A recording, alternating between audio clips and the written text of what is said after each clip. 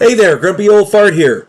Be sure to check me out over on Rumble. There you'll find all of my stuff from YouTube, plus my political and social commentary and weekly current events, which YouTube frowns on. Links to my Rumble channel, as well as my other YouTube channels, and links to let you order my books are in the description of this video. If you enjoy my content, please like, subscribe, share, and comment. I welcome your comments, even if you disagree with me. Now, on with the video. Hey there, Grumpy Old Fart here. I'm doing an advanced Dungeons and Dragons story. There's always an or worse.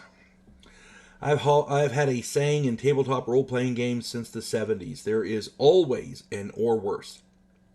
What that means is that no matter how bad things seem, they can always get worse. There's always an or worse. This axiom has been factually true forever. And not just in tabletop role-playing games. It works in life, too. It can always get worse. There's always an or worse. One specific story from my United States Air Force days exemplifies this axiom to perfection. I was playing in my friend Art's game. Art was an excellent dungeon master, on par with the best I've ever seen or even heard of. Our group consisted of 7 players. One of our group was an ill-rigger. For those of you who don't know, an ill-rigger is an evil paladin, a type of a lawful evil paladin. I never liked the character, but to be honest, I never liked the player either. He was one of those smug little weasels who was perfectly happy using people in real life to get what he wanted. On top of that, his character was a lawful evil ill-rigger who served Asmodeus. And my character had morals. He was a little more upstanding than that. I was running a fighter thief. Through the course of the game, I was running a fighter thief, but I wasn't. I was more fighter than thief. I'll just leave it at that. Through the course of the game, our characters were constantly at odds. I think Art knew we didn't like each other, and he moderated it, but he let it continue for a reason, and you'll see why. The Illrigger player had a buddy who played a deep gnome, and I honestly cannot remember the class that he played. I want to say it was a cleric, but this guy, he wasn't. He wasn't as this. The player I liked. The character I didn't like because of things that he did in the game. My character didn't like his character, but the deep gnome, I actually liked the guy. He was a good guy. Long story short, the bickering came to a head in an underground complex near a huge lake. There was an old dock and a rickety boat on this underground lake. The group sided with my fighter thief, and the deep gnome sided with the ill-rigger. Seeing that he was outnumbered, the ill-rigger grabbed his wrist bracelet. He had a bracelet on his wrist. It had been there forever. We didn't know what it was. He'd never touched it or used it or whatever. We just thought it was ornamental. But he grabbed this bracelet and uttered a command word, and a pit fiend appeared near the dock. The deep gnome summoned an earth elemental. The fight was on. Our wizard hit the ill-rigger with a lightning bolt, and the thief backstabbed him, and essentially they killed him outright. It was, I mean, the ill-rigger, for all of his boasting, he wasn't exceptionally physically tough, but he had other abilities that made him capable. But in this particular fight, we were pretty high level, as I recall, something like 14th level. So the lightning bolt and then the thief's backstab pretty well did him in. I attacked the deep gnome along with the cleric and the fighter. The elemental attacked the fighter.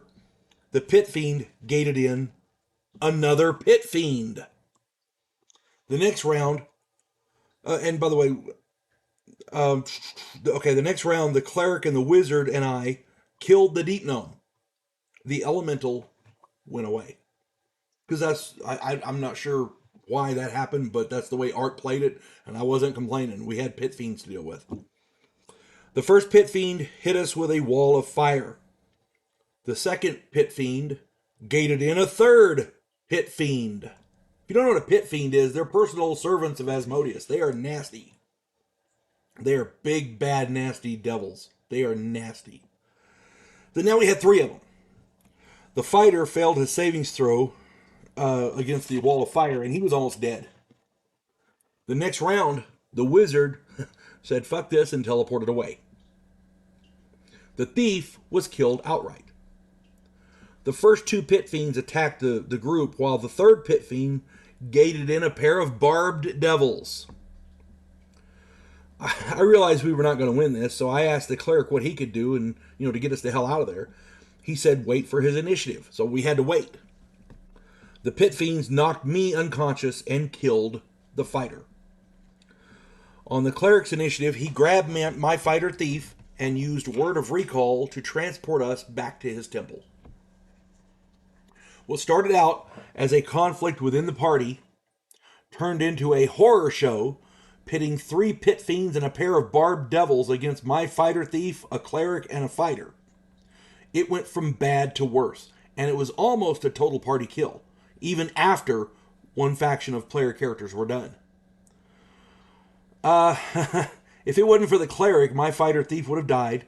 We still don't know what happened to the wizard. To this day, the player made up a new character and joined the group because he didn't want to keep running that wizard because he'd ran away. The moral of the story is, remember, no matter how bad things seem in the game, no matter how desperate the situation, no matter what the odds are, there's always an or worse. It could always get worse. Just saying, there's always an or worse. Hope this finds everybody well. You folks have a good one. God bless one and all. There is a house in New Orleans where the monsters all hang out. When the police detective, who happens to be a skinwalker squirrel, uncovers a plot by a paranormal perpetrator, he has to enlist the aid of his fellow housemates. If you enjoy a modern, quirky take on historical mythology, check out my new original novel, The House Off Farrago Road.